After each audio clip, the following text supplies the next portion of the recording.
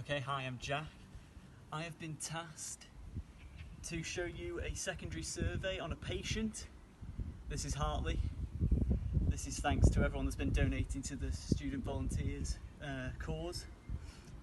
So let's get started. This is after a primary survey. So we've established that the patient is breathing. There's no obvious bleeding around them, otherwise we'd have taken care of that. And then this is where we're going to assess them for any dramatic injuries while we are waiting for the ambulance and the paramedics to come. So we're going to imagine I've got gloves on. We will start with the head, and we're going to be going over the head like so, gently pressing, and to feel for any abnormalities, any dips in the cranium, because that can show if we've had an impact to the head, especially if you feel like the patient may have taken a fall. If you're worried about a C-spine injury, we can have another first aider holding their head still while you try and work around them. So as I'm feeling around the head, we will check behind the neck gently to see if the bones of the neck are in line, none of them are sticking out, obviously. You can check your gloves to see if there's any obvious blood. I'm not going to be pressing on the neck because I don't want to be compromising any of the blood flow to their head or their breathing. I will then be checking for symmetry around the chest, the top of the chest. A lot with the body is a lot with symmetry. If you're going to be checking one arm, have a look at the other arm to see if it matches, same with the legs.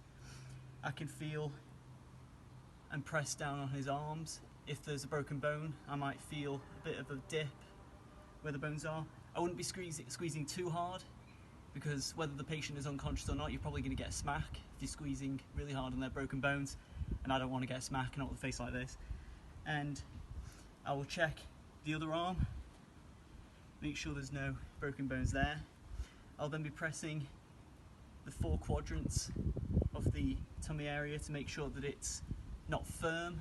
Any proper firmness might indicate some build-up of fluids, blood, internal bleeding.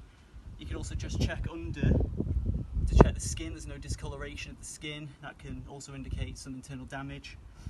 You can check under here where the ribs are. The ribs flow right to the back of the spine, so we want to make sure there's no obvious breaks that we can feel there.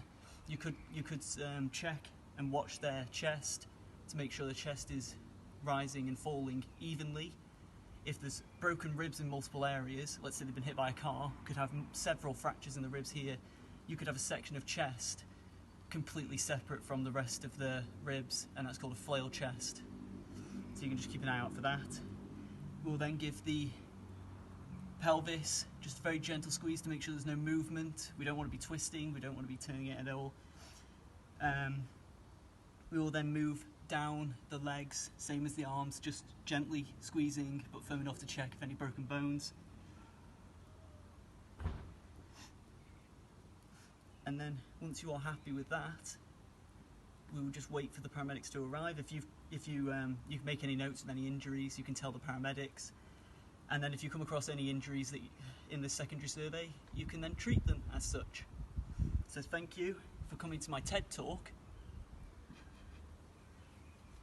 and bye.